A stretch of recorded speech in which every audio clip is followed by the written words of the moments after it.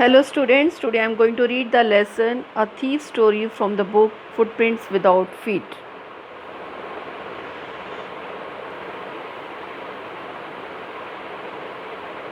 I was still a thief when I met Anil, and though only 15, I was an experienced and fairly successful hand. Anil was watching a wrestling match when I approached him. He was about 25, a tall, lean fellow, and he looked easygoing, kind, and simple enough for my purpose. I hadn't had much luck of late and thought I might be able to get into the young man's confidence. You look a bit of wrestler yourself, I said. A, lit- a little flattery helps in making friends. So do you?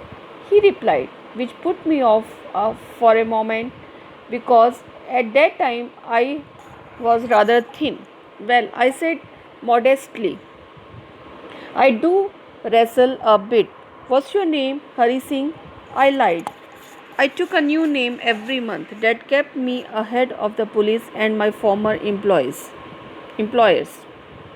After this introduction, Anil talked about the well-oiled wrestlers who are who were grunting, lifting and throwing each other about. I didn't have much to say. Anil walked away. I followed casually. Hello again, he said. I gave him my most appealing smile. I want to work for you, I said, but I can't pay you. I thought that over for a minute. Perhaps I had misjudged my man. I asked, can you feed me? Can you cook? I can cook. I lied again. If you can cook, then maybe I can feed you. He took me to his room over the Juma sweet shop and told me,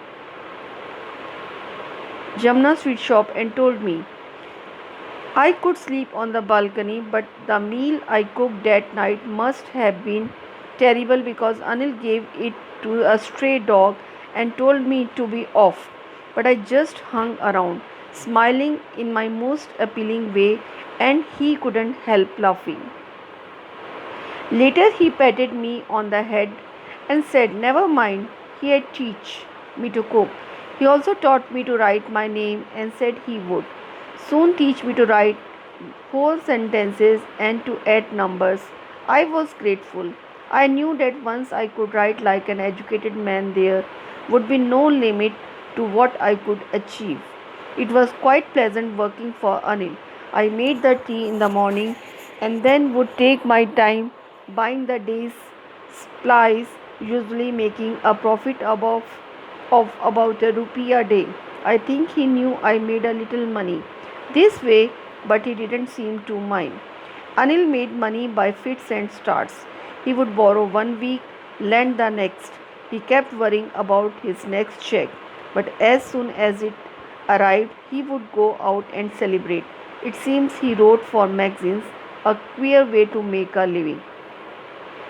One evening, he came home with a small bundle of notes, saying he had just sold a book to a publisher. At night, I saw him tuck the money under the mattress. I had been working for Anil for almost a month, and apart from cheating on the shopping, had not done anything in my line of work. I had every opportunity for doing so, and Anil had given me a key to the door, and I could come and go as I pleased.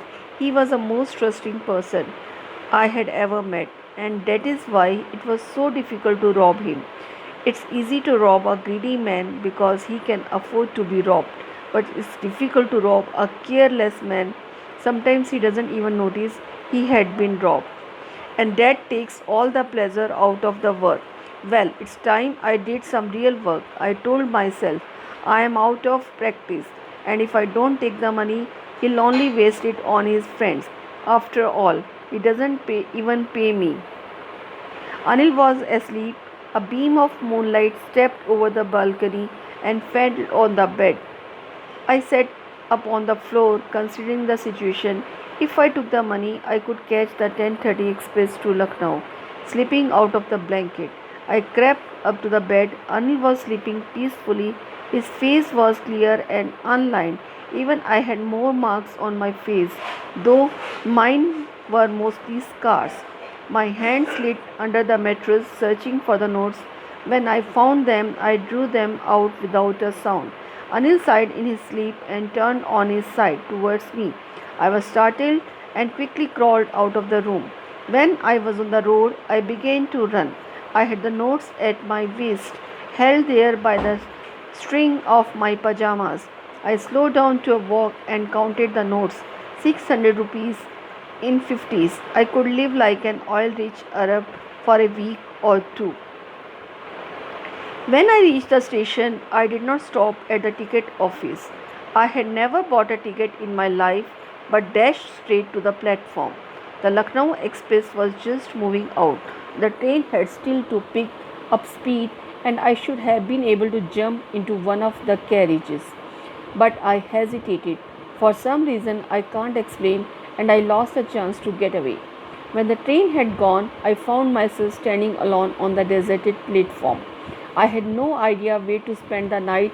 I had no friends, believing that friends were more trouble than help, and I did not want to make anyone curious by staying at one of the small hotels near the station. The only person I knew really well was the man I had robbed. Leaving the station, I walked slowly through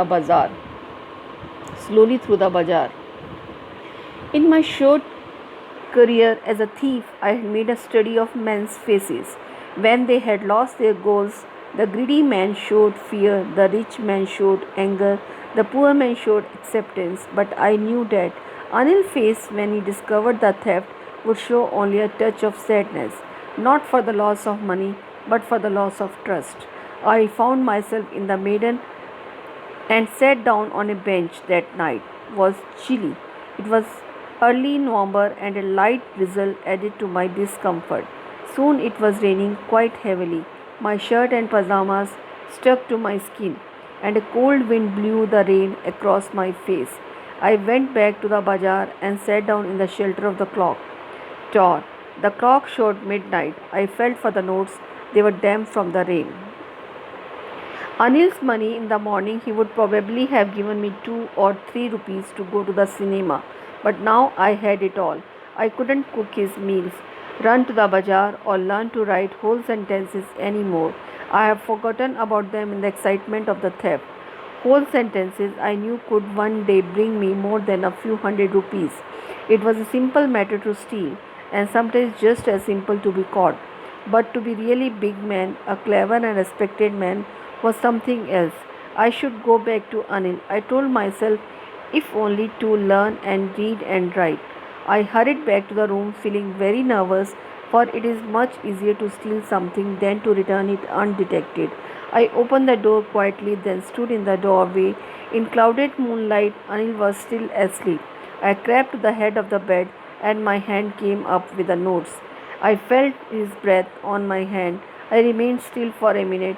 Then my hand found the edge of the mattress and slipped under it with the notes. I awoke late next morning to find that Anil had already made the tea. He stretched out his hand towards me. There was a 50 rupee note between his fingers. My heart sank. I thought I had been discovered. I made some money yesterday, he explained. Now you will be paid regularly. My spirits rose, but when I took the note, I saw it was still wet from the night's rain. Today we will start writing sentences, he said. He knew, but neither his lips nor his eyes showed anything. I smiled at Anil in my most appealing way, and the smile came by itself without any efforts. This is a lesson by Ruskin Bond, and PPT is prepared by a student of class 10C, that is Keshav Singh. Thank you.